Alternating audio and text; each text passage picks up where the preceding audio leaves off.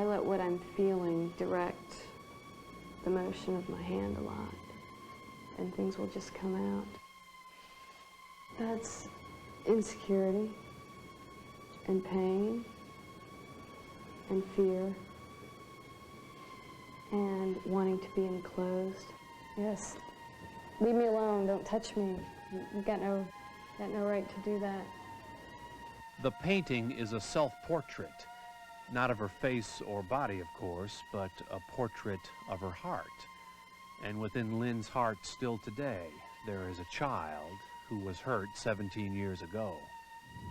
I remember like snapshots of things, but they would like lay me on the bed and one would get on top of me or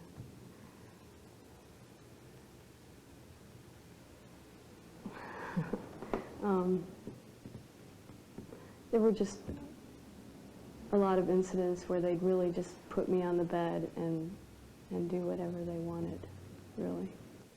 It's still hard for her to talk about. Lynn was 8 years old when she was sexually abused, molested by teenage boys from her neighborhood. It went on for months, and when she asked the boys to stop, they threatened her, and Lynn was afraid to tell her parents.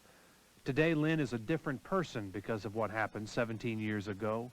Her relationships with men, for example, have been difficult. She says when she dates a man, makes love to a man, sometimes she feels like she's being used, molested all over again. Sex can be a horrible thing because it reminds me of the pain and the feeling of being used. And yet at the same time, I know that I'm attracted to men. I mean, I'd like to be with them. The whole nature of sex and the way it is can just be horrible. Different people, a very different place, but just like Lynn, there are memories here and considerable pain. Just knowing that I put people through that for nothing. So I can feel good about myself. Mike is a rapist, serving time in a Florida prison. And when he remembers the women he's raped, he cries. For them, maybe even a little for himself. Mike is also a victim of abuse. He was repeatedly molested as a child. Both he and Lynn, as different as they are, teach us the most important lesson about child abuse. It is a cycle. If you abuse a child, that child will grow up and continue the abuse. Some will abuse their own children or the children next door or even another adult. But most continue the cycle by continuing to abuse themselves. They believed what happened to them as a child was somehow their fault. They feel guilty, ashamed, and scarred. You talk to abused kids and you understand the hurts they have, and then you talk to adults who are abused as kids and you understand they're still carrying the same hurts and that they are acting them out in the same ways they felt them and in the same ways they received them when they were young. There is indeed a cycle to abuse. Within some of us, there is hidden a child, hurt, frightened, and abused. That child is locked in the hearts of millions of Americans. They are the adult survivors of child abuse.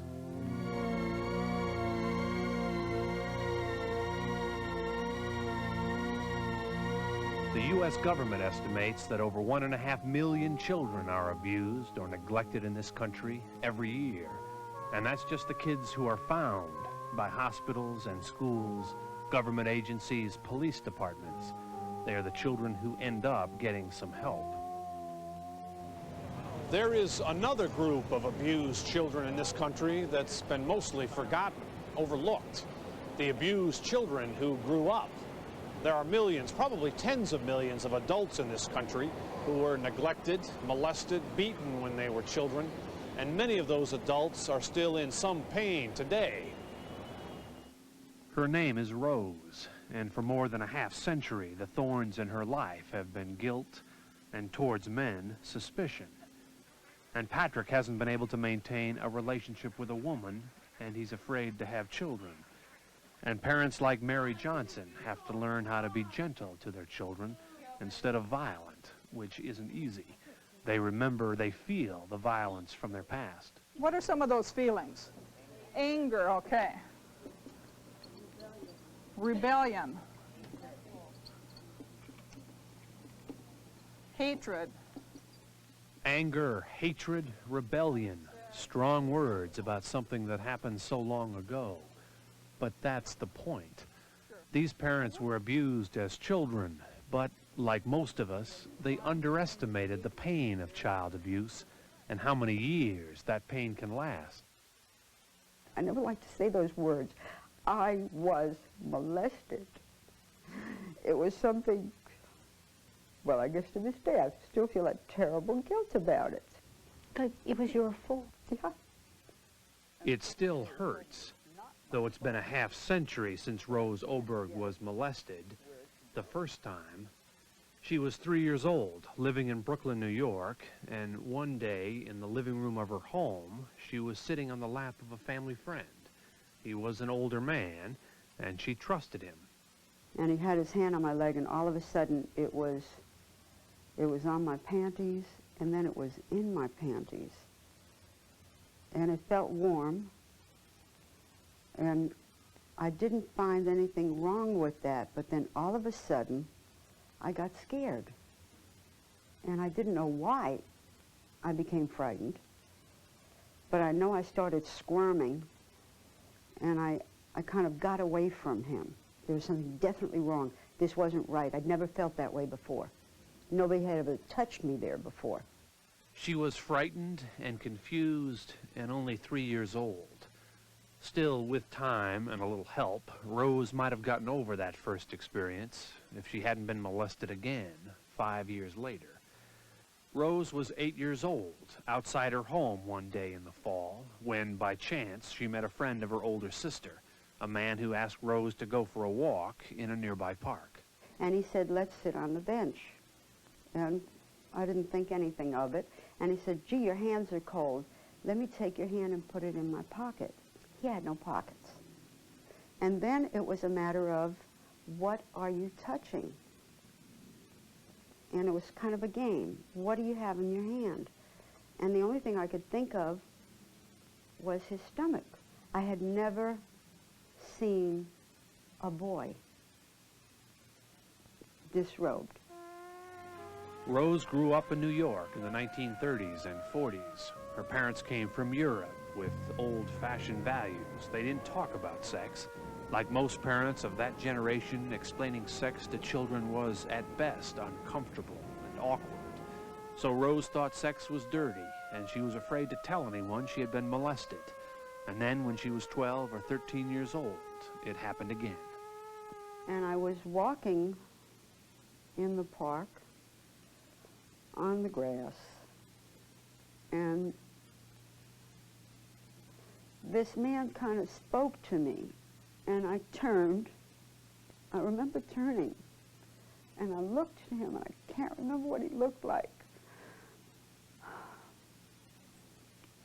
But of course, he threw me on the ground, and he raped me. And it was very, very painful, and it was very, very frightening. And then all of a sudden, he was gone. And I really didn't understand what happened. It was painful, it was frightening. What do you do? What you do, what you have to do, what is sometimes so difficult to do, is tell someone. But Rose didn't, and nobody tried to talk to her. I know if somebody had come over to me then and said, Rosie, what's bothering you, honey? Is there something you want to talk about? I would have opened up like that. I really would have. I really believe I would have. Because sometimes I'd try and talk to people, and there would be no opening. Nobody really wanted to listen to me. Rose also says she didn't think anyone would believe her. not even her mother or her father. What do you do if that person doesn't believe you? Kill somebody. Keep on telling until you find somebody who will believe you. That's really good. That's exactly what Rose needed to hear as a child, but never did. By contrast, more and more children today are being taught what to do if they're touched in ways that scare them or make them feel uncomfortable. If somebody, a stranger or even someone you know, does touch you on the private parts of your body, it's serious business. Does that make sense? And if somebody does that to you, what should you say? No. No. And then you should get away. And the third thing you should do is tell somebody. Okay, so what are the three things you should say? No. No. What's the second thing? Get away. Third thing? Very good. One more time. First thing? These kids are 8 and 9 years old. That's the average age of children who are sexually abused in this country. You can see the trauma of molested children in the ways they draw pictures of themselves. They are tearful and sad, confused and full of self-hate. They draw faces with no features, only black holes attached to bodies with no shape. These children are crying, even screaming inside. In fact, this little girl has been so badly hurt that her face, her identity, is all black, all gone. Experts say for abused children, silence is devastating. When abuse is hidden, victims are hidden. They keep their pain inside.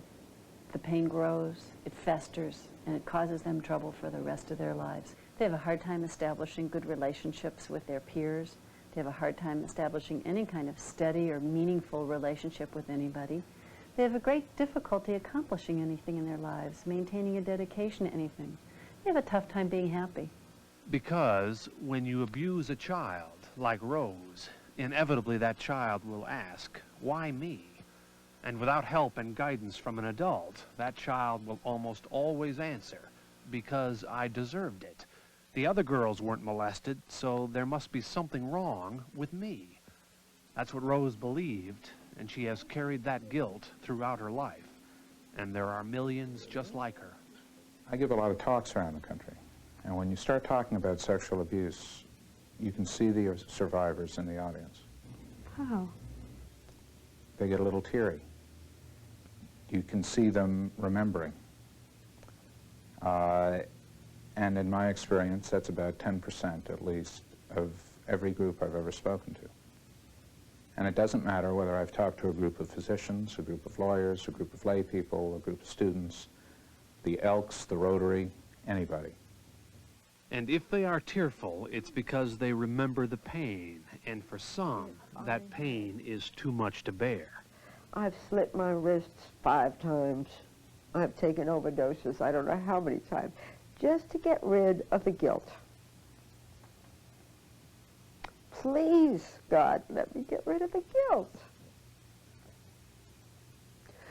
And you find relief for 5 minutes, 5 days, 5 weeks. And you think that everything is on an even keel, and then all of a sudden something happens. And then the pain comes back. This woman has had a difficult life.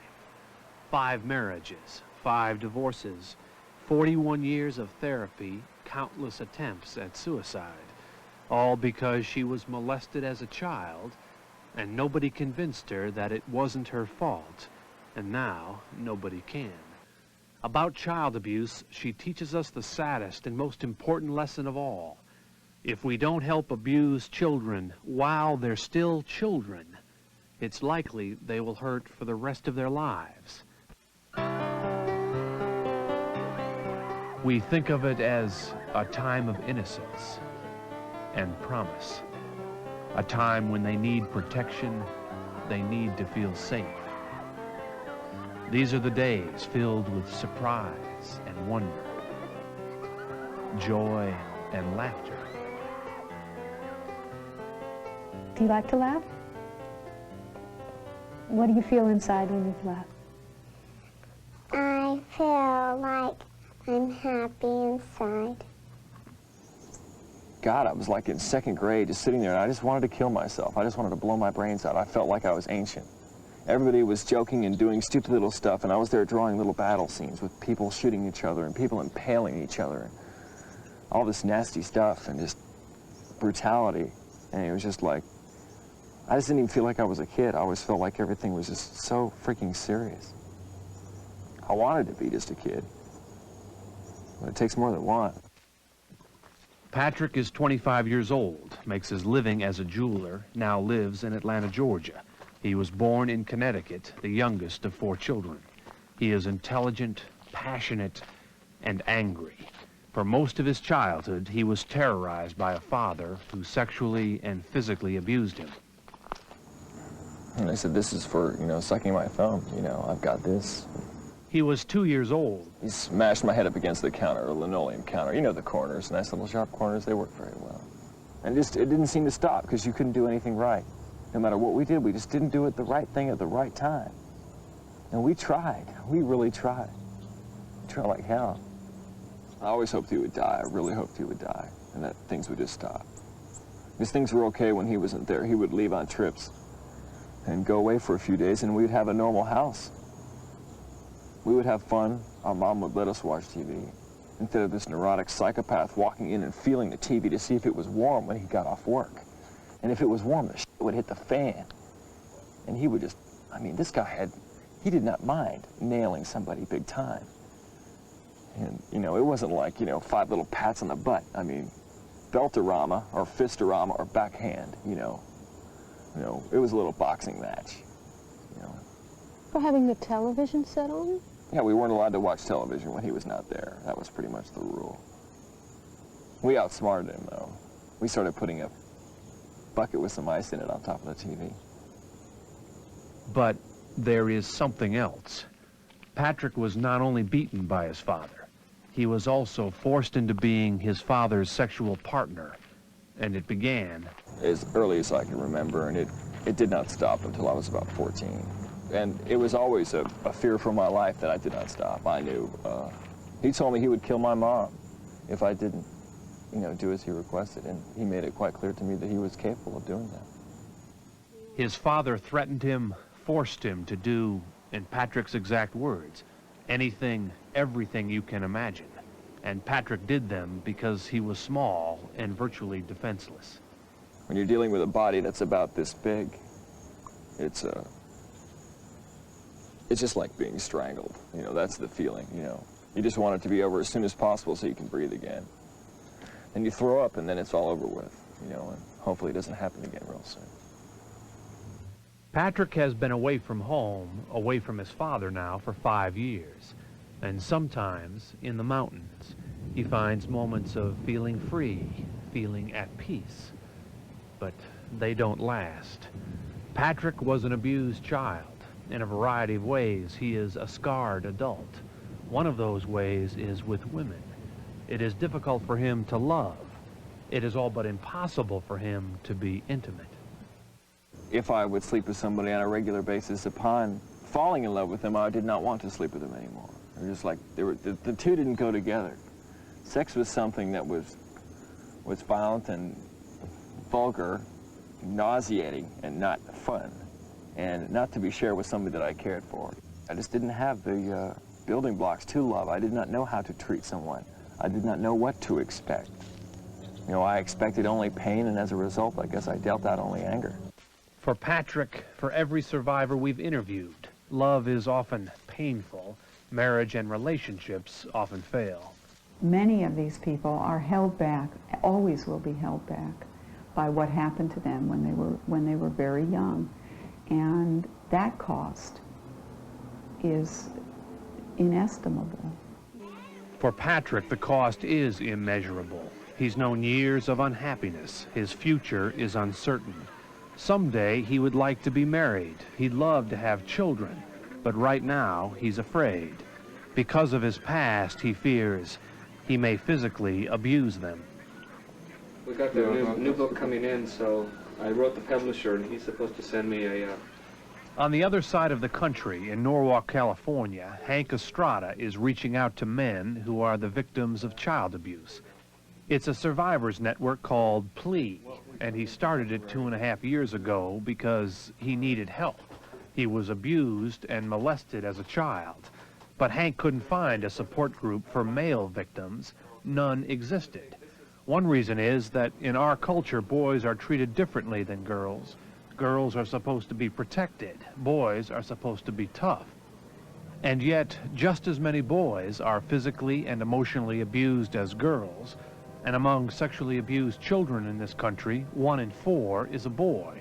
Still, generally, we don't think of boys as victims of child abuse, and we don't give them much sympathy. Boys are supposed to be tough enough and strong enough to fend off any attack that might come their way. If you ask a group of boys in a classroom, for instance, what they would do if they encountered a child molester who tried to abuse them in some way, most of the responses you will get have to do with how tough they would be in getting away from the offender or doing some kind of physical harm to the offender by kicking him in the appropriate places, whatever. They're rarely about, I would be scared, or I wouldn't know what to do, or I'd be confused, or whatever. And the reality is they are confused. Part of that confusion has to do with sexual identity, and Hank is a good example. As a child, he was molested by an uncle who told Hank he loved him. It started when he was 4 years old, and at first, Hank liked the attention, the affection. It was nice to be held. It was nice to be stroked. And so, consequently, I felt very comfortable, and I enjoyed that. Still, Hank became confused. He was only a kid. He liked getting love and affection from his uncle, but as the abuse progressed, in Hank's words, from rub-downs to attempted intercourse, he knew even then it wasn't right.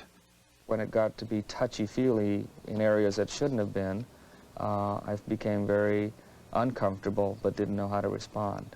To get sexually abused by a man puts you in a sissy position, as we used to be called as little boys, or possibly being queer or whatever. Girls don't go through that kind of harassing by other girls, but boys do, and that's real tough because you have an image to live up to. An image he tried to maintain. Hank dated girls, but he was bisexual. After being molested by a man for 12 years, he learned that's where you get love and affection, from a man. Hank's sexual confusion is not unusual. One study found that 50%, half of teenage boys who were sexually abused by men, later described themselves as either gay or bisexual. Well, in the end, Hank was not only confused, he was also silent. For years, afraid to tell anyone that he had been molested. It took me 31 years to even tell my family that this had happened to me, for fear that they would think that I was an emotional or psychological basket case and would possibly go on to threaten younger children. Did you ever within you fear that might be possible? No, I really never did. Role-playing in a Florida prison. Both men are criminals, both men are victims. Mike in the striped shirt says he has raped or attempted to rape 18 women. And when he was a boy, only 11 years old, he was raped by a man who continued to rape him for 3 years. The other man lying on the floor, John, was also raped as a boy, and he in turn has gone on to molest both boys and girls. Through reenactment and discussion, these men feel some of the pain of what they've done and what was done to them.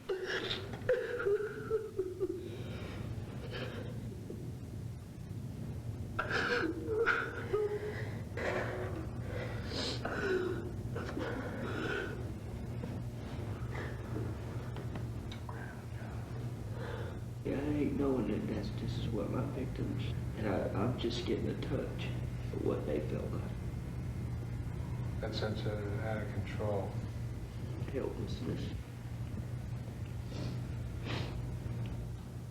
I know that my victim to this day is still hurting. And 10 years from now, she'll still be hurting. And I wish anything would have happened to keep me from raping, even if it meant getting killed. They were not always child molesters. They were not born criminals who rape women and children. Once they were ordinary kids. They might have become decent, ordinary men. But their lives changed the day they became victims, that day in their childhood when they were raped by a man. Since then, Mike and John have gone on to rape or molest a total of 33 people, and they're in their early 20s. They're still young. The adult sexual offender has hundreds of victims in their career, dozens and dozens a year. In some cases, over a 10 or 15 or 20-year career molesting children, perhaps thousands of children have been molested or involved in one form of sexual abuse or another. By one person? By one person. If we stopped every adolescent who was sexually offending from going on in that career, we could prevent thousands of children from being sexually abused in the next decade. Your son is being physically abused? Is that what's happening? Who is abusing your son? A national telephone hotline, Child Help USA in Hollywood, California. And what happens here is part of a small but growing effort to break the cycle of abuse, to stop it from being passed from one generation to the next. The psychologists and the social workers here handle 160,000 calls a year, many of them about physical abuse, from anonymous parents or children who need help right now while they're on the phone. We oftentimes get a parent who is right on the verge. They have the child by the throat and us in the other hand, and they need something right then. We had a call that came in not very long ago about a mom who was just in the process of putting her child in boiling water that was on the stove. She thought better, called us. So the child wasn't burned, and the mother was referred to a parents group for help.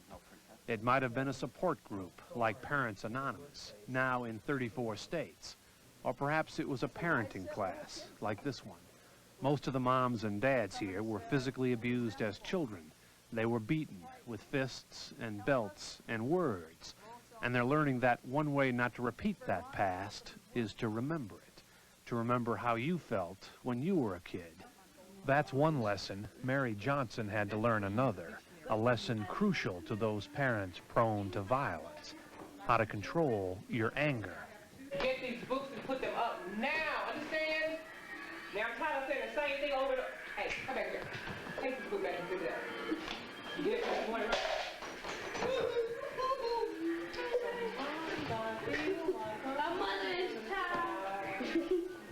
The potential to hit is still there.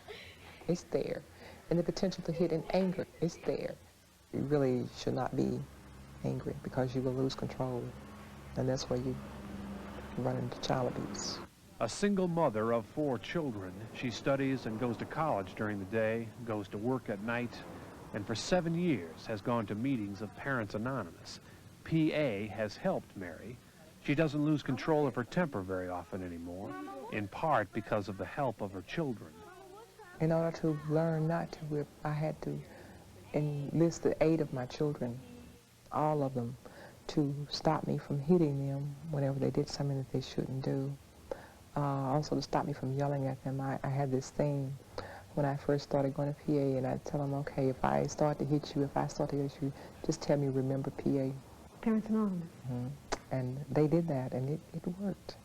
It took some time, but we finally got me through it. Hi, guys. Hi. Hi, Justin. Hi. Donna Branscombe is a social worker in San Diego County. She teaches parents, like Karen King, new ways to discipline their children. Karen has a 5-year-old boy, Justin, who sometimes drives her crazy.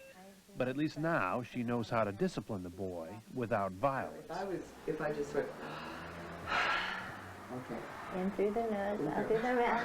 If I could take that moment to retrain myself, to take that moment to not yell, and I do it sometimes, you know, when I'm conscious of what I'm doing, I do that, and I stop and I go over and I say, do you know that I'm being very angry? I'm going to be mad. And it stops. It doesn't exist any longer, but it's... And every time the blows are stopped, the cycle of abuse is broken. It's happening slowly, day by day, but it seems more and more parents in this country are determined to end the violence. And that decision almost always begins when they forgive and start to feel good about themselves. I had to learn to like me. You know, that was the beginning of it all. Without me liking me, I never would have made the first step. You know, thinking that, you know, I am worth something. I do try to be a good person, and I do try. That's what makes all the difference. Finally, about the cycle of abuse, one thing stands very clear. If we don't work to prevent child abuse today, and I don't mean just responding to it after it happens, but doing things before it happens, we are looking at an awful lot of children down the road who are going to be hurt. 2 million a year, every year. The next 10 years, that's 20 million children. We can't afford to let that happen. Imagine a world where the cycle of abuse is broken. It would be loving and caring, trusting and safe. It is the world abused children often escape to in their imaginations in order to survive. It is the world adult survivors would implore all of us to create.